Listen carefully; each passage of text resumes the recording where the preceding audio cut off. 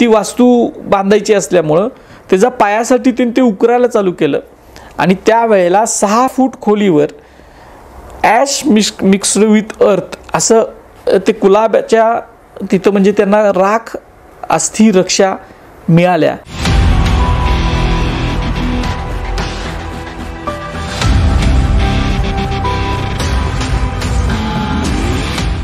3 April 1680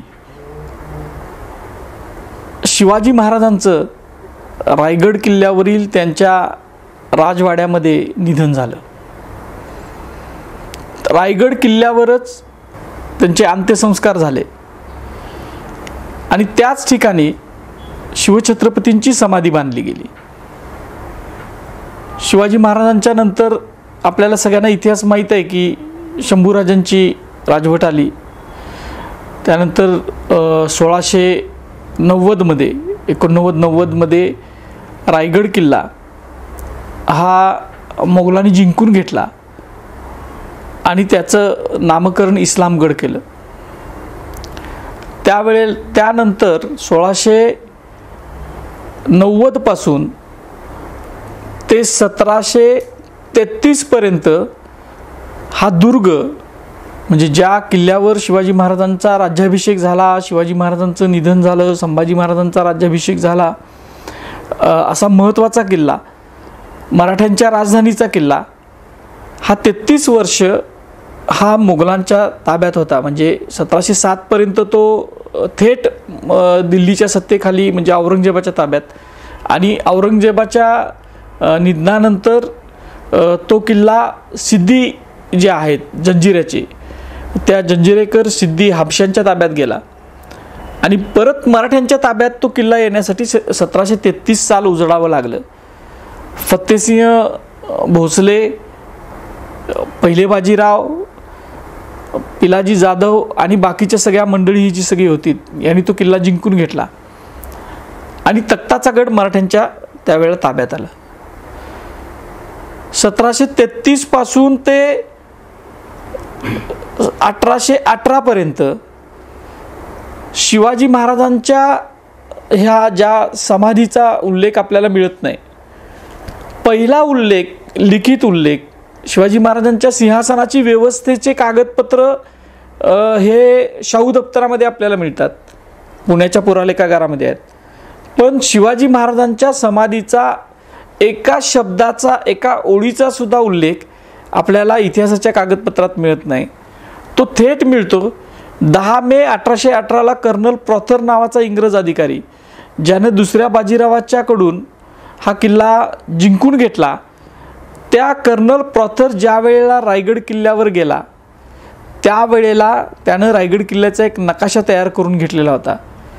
तो नकाशा Colaba gazetteer नावाचं गॅझेट आहे, जे जुनं पहिलं कुलाबा जिल्हा ज्याचं नाव होतं, रायगडचं नाव पहिल्यांदा कुलाबा होतं.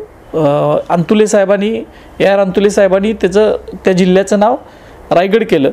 तर कुलाबा गॅझेटरमध्ये म्हणजे जे 1890च्या दशकात छापलं गेलं त्याच्यामध्ये तो नकाशा छापला गेला आणि त्याच्यामध्ये त्या नकाशामध्ये टोम्ब ऑफ शिवाजी नावाचं ठिकाण दाखवलं गेलं. आज जिथं जगदीश्वराचा प्रासाद आहे, जगदीश्वराचं मंदिर आहे, त्याच्यासमोर ते दाखवलं गेलं. त्याच अगोदर कर्नल प्रॉथरनं रायगड किल्ला जिंकून घेतल्यानंतर किल्ल्याचं थोडंफार वर्णन करून ठेवलेलं आहे आणि ते वर्णन Maratha and Pendari war papers या कागदपत्रांमध्ये जे पुस्तक त्याच वेळा छापलं. 1818ला किल्ला जिंकला आणि 1819ला त्या कागदपत्रांचं सगळं संकलन तयार झालं आणि ते छापलं गेलं.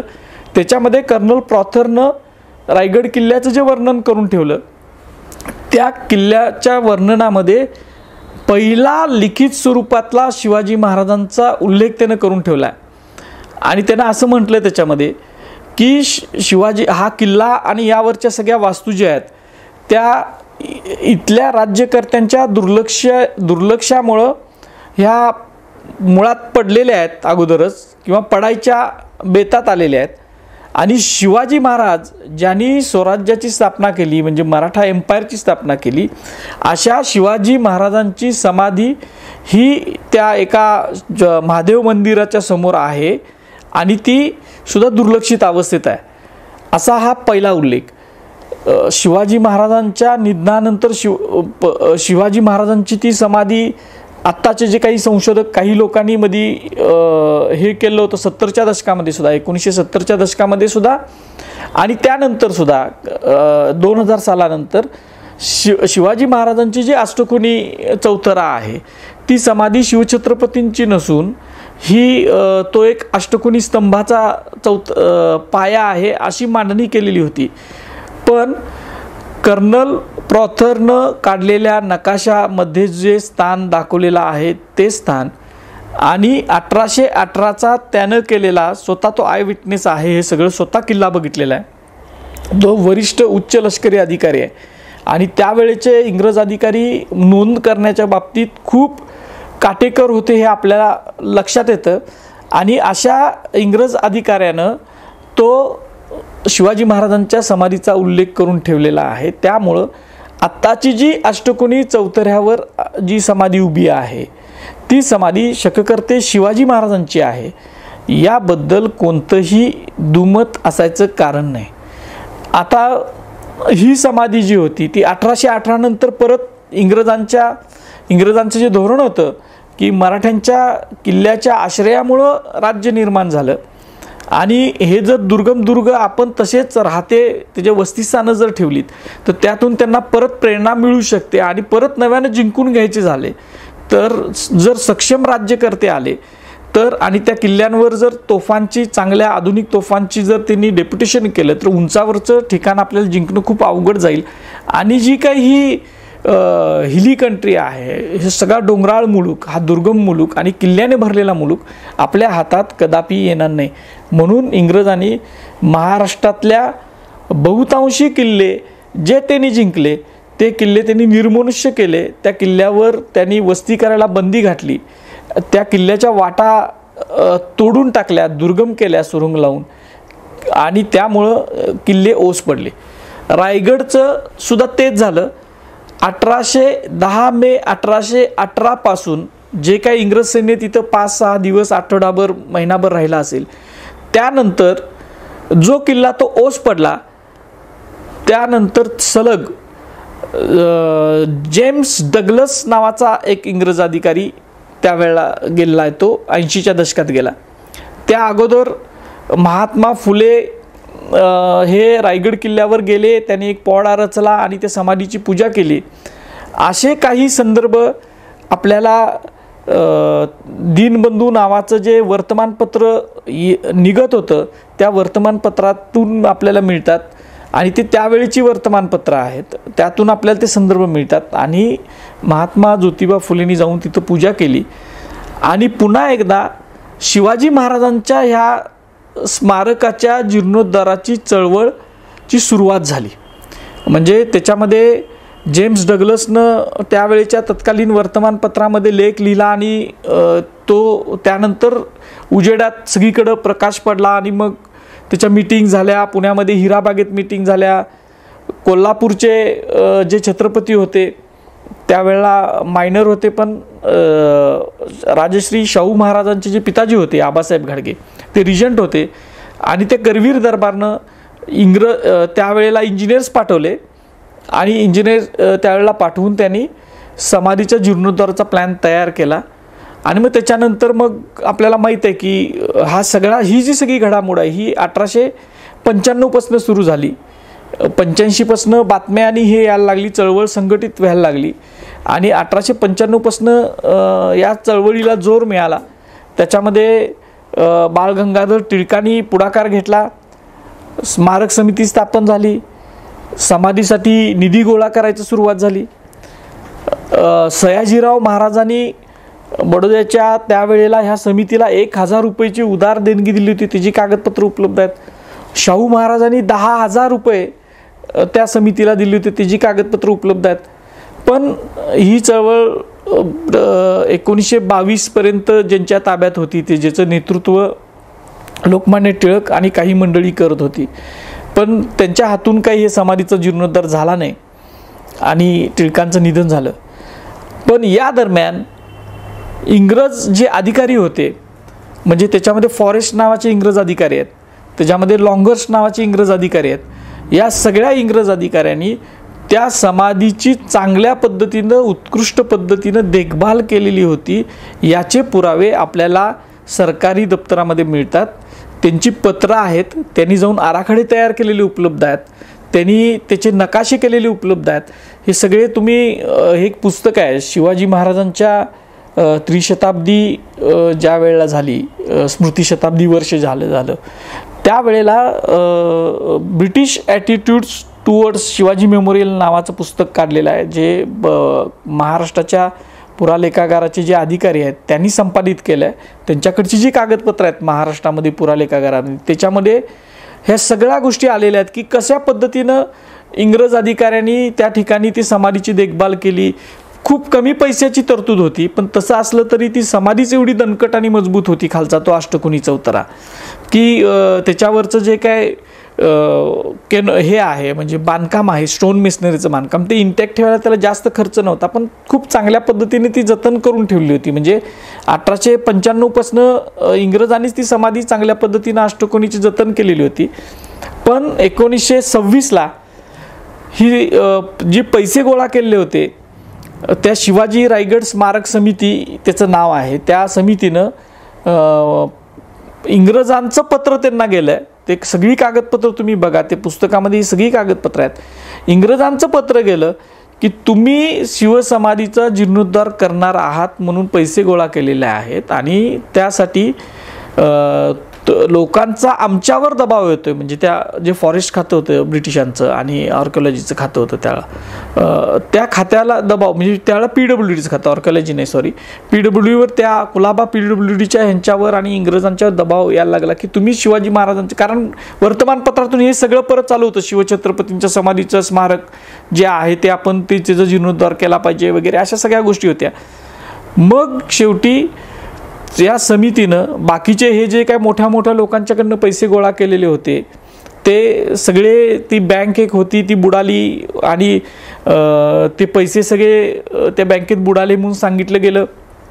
केळुस्कर गुरुजींनी जे पहिलं शिवचरित्र लिहिलं त्याच्या प्रस्तावनेमध्ये हा सगळा इतिहास दिलेला आहे शिवाजी महाराजांच्या समाधीच्या स्मारकाचा. आणि त्याचबरोबर केळुस्कर गुरुजींनी शाहू महाराजांना एक पिटिशन पाठवलेलं होतं, 3 पानाचं ते पिटिशन आहे. त्या पिटिशनमध्ये सुद्धा कशा पद्धतीनं हे सगळं झालेलं होतं, समाधीच्या जीर्णोद्धाराचा पैसे गोळा केले आणि ते पैसे दुसरीकडे कसे वळवले गेले समाधीचा जीर्णोद्धार न करता, म्हणजे टिळकांच्याकडून, ह्या सगळ्या गोष्टी सांगितलेल्या आहेत. टिळक गेल्यानंतर मग इंग्रजांनी फोर्स लावला आणि इतर लोकांची ही चळवळ सुरू झाली की बाबा समाधीचा जीर्णोद्धार जर या स्मारक समितीला जमत नसेल तर स्वतः सरकारनं करावा, अशी पिटिशन लोकांची ती PWD खात्याकडं तत्कालीन मुंबई प्रांताच्या गव्हर्नरकडे जाऊ लागली. आणि म्हणून मग या स्मारक समितीने तो जीर्णोद्धार करायचं ठरवलं. ब्रिटिशांचं PWDचं त्याच्यावर वॉच होता, त्यांचे सुद्धा इंजिनियर्स होते. आणि स्मारक समितीनं तात्यासाहेब सुळे नावाचे जे एक त्यावेळेचे ठेकेदार होते, कॉन्ट्रॅक्टर होते, त्यांना ह्या समाधीच्या जीर्णोद्धाराचं काम दिलं. हे काम जे सुरू झालं ते 1926च्या जो नोव्हेंबर डिसेंबर या दरम्यान ते सुरू झालं आणि 27ला ते काम पूर्ण झालं. तर हे काम सुरू करत असताना मधला जो भाग आहे ज्याच्यावर आज जो खालचा चौथरा आहे तो शिवकाळापासून तसाच आहे, जो त्याची जुनी छायाचित्र उपलब्ध आहेत. मला तर मनोरंजन नावाच्या मासिकामध्ये 26च्या जीर्णोद्धाराच्या अगोदरचं अष्टकोनी चौथऱ्याचं अतिशय सुंदर छायाचित्र, अतिशय सुंदर क्लिअर कट छायाचित्र मिळालेलं होतं, ते सुद्धा आहे. त्याचबरोबर कॅम्बेलनं केलेले त्या समाधीचे अष्टकोनी समाधीचे नकाशे आहेत. हे सगळ्या गोष्टींच्या पुरावे आहेत की ती समाधी व्यवस्थित होती आणि त्याच्यामध्ये शिवाजी महाराजांचं ते जो चौथरा आहे अष्टकोनी तो व्यवस्थित होता. सुळे साहेबांनी ज्या वेळेला ते जीर्णोद्धाराचं काम हाती घेतलं त्यानंतर मधला जो अष्टकोनी चौथऱ्याच्या मधला भाग जो आहे तो त्यांनी त्याच्यावर एक अष्टकोनी चौथरा बांधायचा असल्यामुळं आणि त्याच्यावर राजपूत बांधणी पद्धतीची आता जी दिसते ती वास्तू बांधायची असल्यामुळं त्याच्या पायासाठी त्यांनी ते उकरायला चालू केलं आणि त्यावेळेला 6 फूट खोलीवर ॲश मिक्स्ड विथ अर्थ असं ते कुलाब्याच्या तिथं म्हणजे त्यांना राख अस्थि रक्षा मिळाल्या. आणि ही नोंद त्यावेळेचा जो कुलाब्याचा एक्झिक्युटिव्ह इंजिनियर होता त्याचं पत्रसुद्धा उपलब्ध आहे. त्यानं त्या कुलाब्याच्या एक्झिक्युटिव्ह ही गोष्ट कळाल्यानंतर ते काम थांबवलं गेलं आणि त्यावेळेला त्यानं त्यामध्ये एक कवटी मिळालेली होती जी न जळालेली कवटी होती. लोकांना पहिल्यांदा वाटलं की ती कुत्र्याची कवटी आहे, कारण त्यावेळेला सुद्धा त्या कथा कुत्र्याच्या रचल्या गेलेल्या होत्या की शिवाजी महाराजांच्या चितेत शिवाजी महाराजांचा कुत्रा होता, त्यानं उडी टाकली वगैरे अशा कथा होत्या. 26ला ह्या कथा जिवंत होत्या, त्यावेळेपासून जिवंत आहेत. पण ज्या वेळेला या कुलाब्याच्या इंजिनियरनं ते पत्र आपल्या वरिष्ठांना पाठवलं की अशी अशी अस्थि रक्षा आणि ती कवटी मिळाली, त्यावेळेच्या तत्कालीन त्या शिवाजी रायगड स्मारक समितीला सांगण्यात आलं की तुम्ही तिचे फॉरेन्सिकसाठी तुम्ही कलकत्त्याला पाठवा कवटी आणि ती हाडं जी त्यात मिळालेली होती, अस्थि मिळालेल्या होत्या थोड्या. तर ती कवटी पाठवली गेली, त्याचं फॉरेन्सिक रिपोर्टसुद्धा आला. तो रिपोर्टसुद्धा आज आपल्याकडे उपलब्ध आहे. त्याच्यामध्ये ते सांगितलेलं की ती कुत्र्याची कवटी नसून ती ऊद मांजर नावाचं एक मांजर असतं, त्या ऊद मांजराची ती कवटी आहे आणि ती जळालेली नाही आहे, म्हणजे अर्धवट जळालेली आहे आणि त्याचं जास्त वय नाही आहे, म्हणजे ती 300-350 वर्षापूर्वीची नाही आहे, ती खूप जवळच्या काळातली ती आहे. म्हणजे वनवा लागल्यानंतर किंवा ह्याच्यानंतर ती कवटी मिळालेली होती. त्याचं तो सगळा रिपोर्ट आपल्याकडे आला.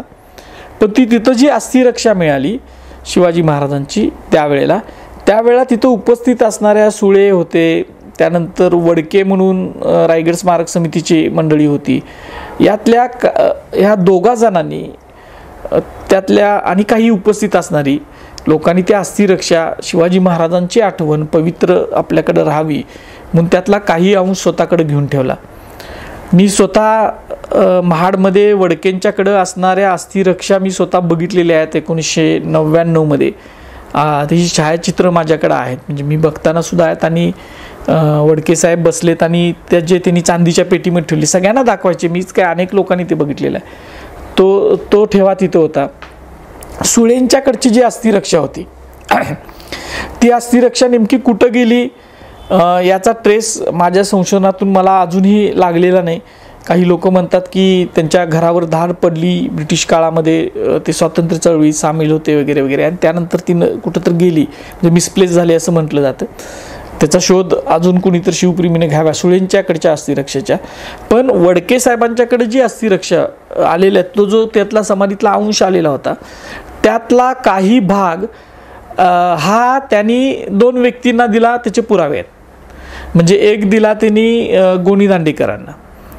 दुर्गमित्र गोनी दांडेकर आपल्याला माहीत आहे की रायगड, राजगड आणि सगळेच एकंदरीत किल्ले फिरण्याचं ते पायोनियर आहेत, म्हणजे ते पाया आहेत. त्यांनी त्यांच्या दुर्गभ्रमण गाथेमध्ये सुद्धा ही गोष्ट लिहून ठेवली की वडकेंच्याकडून काही अंश गोनी दांडेकरांना मिळाला. आज तो त्यांच्या दांडेकरांच्या घरात आहे का नाही याची मला कल्पना नाही, पण तो त्यांच्याकडेच असावा अशी एक शक्यता आहे. दुसरा, कोल्हापूरला दत्ताबाळ नावाचे एक आध्यात्मिक पुरुष होऊन गेले. दत्ताबाळ देसाई त्यांचं नाव. M.R. देसाई वगैरे जे शिक्षणतज्ञ होते त्यांच्यातले ते त्या घराण्यातले.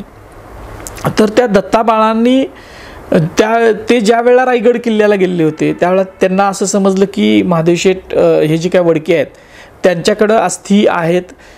त्या 80ची गोष्ट आहे, 1980च्या म्हणजे 74 ते 80च्या दरम्यानची गोष्ट.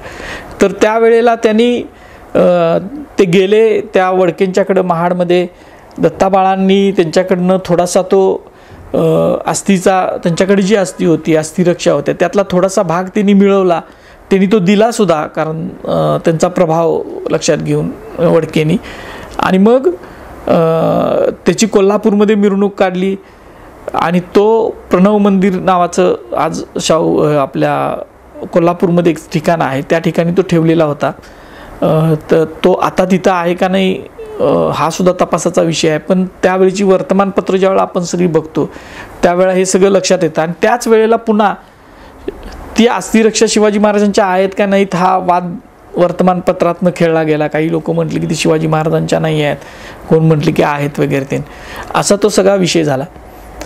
आणि आज वडके साहेबांच्याकडच्या ज्या अस्थिरक्षा आहेत त्यांचं निधन झाल्यानंतर आज महाडमध्ये तर त्यांचं वास्तव्य नाही आहे, त्यांच्या फॅमिलीचं दुसरीकडं आहे आणि त्यांच्याकडच्या काही अस्थिरक्षा एका संस्थेनं घेतलेल्या आहेत असं म्हणजे जे मूळ अस्थिरक्षा आहेत की ज्या 26ला मिळालेल्या होत्या या त्यांच्याकडून त्या संस्थेकडं आहेत अशी माझ्याकडं माहिती आहे, मौखिक माहिती अशी आहे.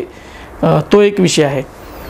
या सगळ्या गोष्टी ह्या 26ला मिळालेल्या अस्थिरक्षेबद्दलच्या झाल्या की बाबा इथं येतात. आमच्या कोल्हापूरचे शाहीर राजूराऊत जे आहेत त्यांनाही त्यांच्याकडे सुद्धा काही शिवाजी महाराजांच्या अस्थींचा भाग आहे. मी स्वतः तो बघितलेला आहे.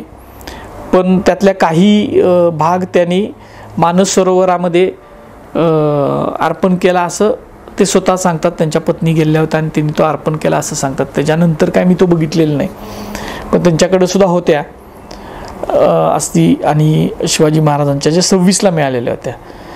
पण हा भाग सोडून म्हणजे 26ला ज्या मिळाल्या आणि त्यानंतर तो समाधीचा जीर्णोद्धार झाला आणि आजची समाधी आपल्याला दिसते म्हणजे मूळ अष्टकोनी चौथरा आणि मग त्याच्यावर एक लहानसा अष्टकोनीच चौथरा बांधला गेला आणि त्याच्यावर मग ती छत्री बांधली गेली. आजची समाधीचं स्वरूप असं आहे. पण या सगळ्या गोष्टी होत असताना कोल्हापूर पुरालेखागारामध्ये ज्यावेळा आम्ही राजर्षी शाहू महाराजांच्या कागदपत्रांचा अभ्यास करत होतो त्यावेळेला आम्हाला एक पत्र मिळालं. शाहू महाराजांचं स्वतःच्या सहीचं अस्सल पत्र आहे. 1919चं पत्र आहे आणि त्याच्यामध्ये त्यांनी ते कोल्हापूरचा तत्कालीन पॉलिटिकल एजंट उडहाऊस नावाचा होता त्याला लिहिलं पत्र आहे आणि उडहाऊसनं लिहिलेली उत्तरं दिलेली सुद्धा पत्र उपलब्ध आहेत. ते पत्रामध्ये शाहू महाराजांनी त्यामध्ये असं म्हटलं आहे की शिवाजी महाराजांची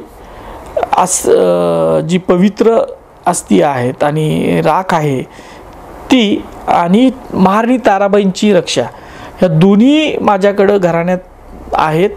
आणि अरुंडेल नावाचे थिओसॉफिकल सोसायटीचे एक प्राध्यापक पन्हाळ्याचं आणि इतिहासाचं दर्शन घेण्यासाठी तिथं आलेले होते पन्हाळा पर्यटनासाठी. थिओसॉफिकल म्हणजे ते मद्रासी मूळचे अरुंडेल. त्या अरुंडेल्यांना असं समजलं की शाहू महाराजांच्याकडं शककर्ते शिवाजी महाराजांच्या आणि महाराणी ताराबाईंच्या अस्थिरक्षा आहेत. तर त्यातल्या काही भाग त्यांनी शाहू महाराजांच्याकडे मागितला आणि शाहू महाराजांनी त्यांना दिला. पण हा दिल्यानंतर शाहू महाराजांच्या असं लक्षात आलं की आपण ही गोष्ट पॉलिटिकल एजंटला एक मित्र म्हणून विचारावं की मी गोष्ट ही काय म्हणजे ही गोष्ट जी केली मी ती योग्य केली का नाही. आणि म्हणून शाहू महाराजांनी त्यांना लिहिलं पत्र आहे आणि त्या पत्रामध्ये म्हटलं की मी जी असं अरुंडेला आले होते आणि त्यांना त्यातला थोडा भाग एकदम थोडा भाग मी त्यांना दिलेला आहे. ही गोष्ट मी योग्य केली का नाही हे पत्र उपलब्ध आहे. या पत्रावरून आपल्याला असं लक्षात येतं की 26ला शिवाजी महाराजांच्या ज्या समाधीमध्ये मिळालेले जे काय अस्थी आणि राख होती त्याबरोबरच करवीर छत्रपतींच्या घराण्यामध्ये सुद्धा 26च्या अगोदरच 1919लाच ह्या गोष्टी होत्या. ह्याचं ठाम आणि ठोस पुरावा म्हणजे ते पत्र आहे. आता ते परंपरेनं त्यांच्याकडे चालत आलं का याच्याविषयीचं कुठलंही संदर्भ आपल्याला उपलब्ध होत नाही आहेत. पण शाहू महाराजांनी त्याच इत्मानानं त्या जपल्या असणार आहेत ह्याच्याविषयी काही शंका नाही. त्या पुढं कदाचित मिळून सुद्धा येतील. पण शाहू महाराजांच्याकडच्या अरुंडेल्यांनी नेलेला भाग जो आहे जो मद्रासला नेलेला होता थिओसॉफिकल सोसायटी आड्यार नावाचं ठिकाण आहे तिथं कदाचित त्या ठिकाणी अरुंडेलांनी नेलेला शाहू महाराजांच्याकडच्या अस्थिरक्षांचा भाग पवित्र हा तिथं मिळण्याची शक्यता आहे. आमचे प्रयत्न चालले तिथंपर्यंत पोहोचायचे. बघू काय होते. हा एक भाग झाला. दुसरा आणि 1-2 ठिकाणी शिवाजी महाराजांच्या अस्थी असण्याचा संभव आहे. तो म्हणजे आमच्या कोल्हापूरमध्ये जुन्या राजवाड्यामध्ये जर तुम्ही गेलात तर त्या ठिकाणी दगडी कासवावर पाण्याचा हौद आहे पूर्ण असा आणि त्याच्यावर एक दगडी कासव आहे, मोठा कासव आहे दगडाचा आणि त्याच्यावर एक मंदिर आहे. परंपरेनं मौखिकरित्या असं सांगितलं जातं की ते शिवाजी महाराजांचं मंदिर आहे म्हणजे शककर्ते शिवाजी महाराजांचं मंदिर आहे. आणि त्या मंदिराच्या त्या ह्याच्यामध्ये मधला जो तिथं पिंड आहे त्याच्या खाली शिवछत्रपतींच्या अस्थी रक्षात ठेवले गेलेले आहेत असं सांगितलं जातं. दुसरा भाग ज्यावेळेला ग्रँड डफचं पुस्तक एडिट केलं, आता त्या ज्यांनी एडिट केलं त्याचं नाव नाही मला लक्षात येत, ग्रँड डफचा इतिहास आपल्याला माहिती आहे, हिस्ट्री ऑफ मराठास, त्याच्यामध्ये सुद्धा सिंधुदुर्गवर जे शिवराजेश्वरांचं मंदिर आहे, म्हणजे शिवाजी महाराजांच्या मूर्ती आहे तिथं, दगडी मूर्ती आहे, तर त्या जो चौथरा आहे त्याच्यामध्ये सुद्धा शिवाजी महाराजांच्या ह्या रिलिक्स आहेत असं परंपरेनं ग्रँड डफला सुद्धा समजलेलं होतं आणि त्यांनी जो काही एडिट केला त्यांना सुद्धा समजलेलं होतं असं दिसतंय. अनेक इतिहासात अशा ज्या मौखिक कथा आहेत, या कथांना म्हणजे आता मी जे सांगितलं ते म्हणजे जुन्या राजवाड्याचं असेल किंवा सिंधुदुर्ग किल्ल्यावरचं असेल, ह्या मौखिकरित्या सांगत आलेल्या, परंपरेने सांगत आलेल्या कथा आहेत. पण आत्ता आपल्याकडे त्याची कागदपत्र नाही आहेत, पण पुढं कधी तर ती मिळू शकतात. त्यामुळे त्या अशाच टाकाऊ आहेत किंवा त्याच्यावर विश्वास ठेवू नये असं नाही. कारण सिंधुदुर्गावरचीच एक गोष्ट सांगतो की सिंधुदुर्ग किल्ल्यावर शिवाजी महाराजांच्या हाताचे आणि पायाचे ठसे आहेत. परंपरेनं ते हाताचे पायाचे ठसे आहे ते म्हटलं जातं. असंच आम्ही आप्पासाहेब पवार जे शिवाजी विद्यापीठाचे पहिले कुलगुरू, खूप मोठे संशोधक, हजारो कागदपत्र त्यांनी नव्यानं उजेडात आणली, मराठ्यांच्या इतिहासामध्ये भर घातली, आमूलाग्र त्यांनी काम केलं. त्याच्यामध्ये ताराबाई पेपर्स म्हणून 3 खंड त्यांनी छापले, जिजाबाईकालीन कागदपत्रसुद्धा छापली. ताराबाई आणि जिजाबाई म्हणजे शककर्ते शिवाजी महाराजांच्या मातोश्री नाहीत, त्या आहेतच, पण त्याचबरोबर करवीर छत्रपती घराण्यात शिवाजी महाराजांचे जे नातू होते, राजाराम महाराजांचे पुत्र संभाजी महाराज त्यांचं नाव, त्यांना करवीर ते संभाजी पहिले म्हटलं जातं, त्यांच्या पत्नी होत्या, त्यांचं सुद्धा नाव जिजाबाई होतं आणि ह्या खूप कर्तृत्वान होत्या. या जिजाबाईंच्या काळातल्या कागदपत्रांचा सुद्धा अभ्यास करून एडिट करून जिजाबाईकालीन कागदपत्रे म्हणून प्रोफेसर आपले जे कुलगुरू आप्पासाहेब पवार होते त्यांनी ती सगळी खंड छापला. आणि त्या ताराबाईकालीन कागदपत्रामध्ये, जिजाबाईकालीन कागदपत्रांमध्ये त्यांना एक पत्र मिळालं कोल्हापूरच्या त्या कागदपत्रांमध्ये. सिंधुदुर्ग किल्ल्यावर 1762ला एक लढाई झाली सिंधुदुर्गाच्या त्या समुद्रामध्ये, पोर्तुगीजांची आणि मराठ्यांची, आणि त्या पोर्तुगीजांच्या आरमारावर सिंधुदुर्गवरच्या आरमारानं आणि सैन्यानं विजय मिळवला.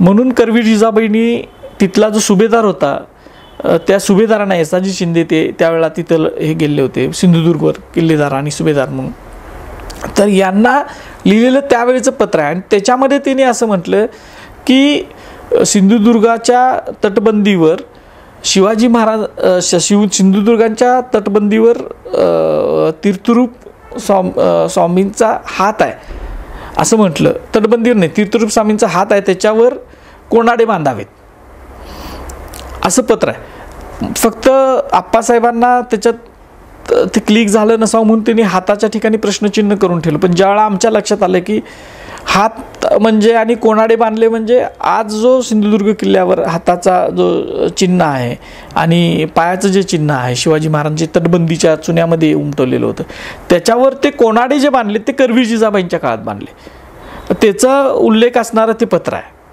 तटबंदीवरच्या कोणाड्यांच्या बांधणी संदर्भातला. आणि मग ती पूजा अर्चा त्याची चालू करावी अशा संदर्भातलं पत्र आहे. असं कधी तर कुठं तर संशोधन करत असताना कुठल्या तर संशोधकांना दोन्हीकडच्या म्हणजे आमच्या करवीर छत्रपतींच्याकडच्या अस्थिरक्षांविषयी आत्तापर्यंत तर माहीत नव्हतं की तिथं आहेत, पण ज्या वेळेला आम्ही 2014 साली काम करतो त्या आमच्या शाहू महाराजांचंच पत्र मिळालं, खुद्द त्यांच्या हस्ताक्षरातलं पत्र आहे, सही तर आहेच, त्यांचं लेटरेड आहे, सही आहे, आर्काइव्हजमधलं शाहू दप्तरातलं पत्र.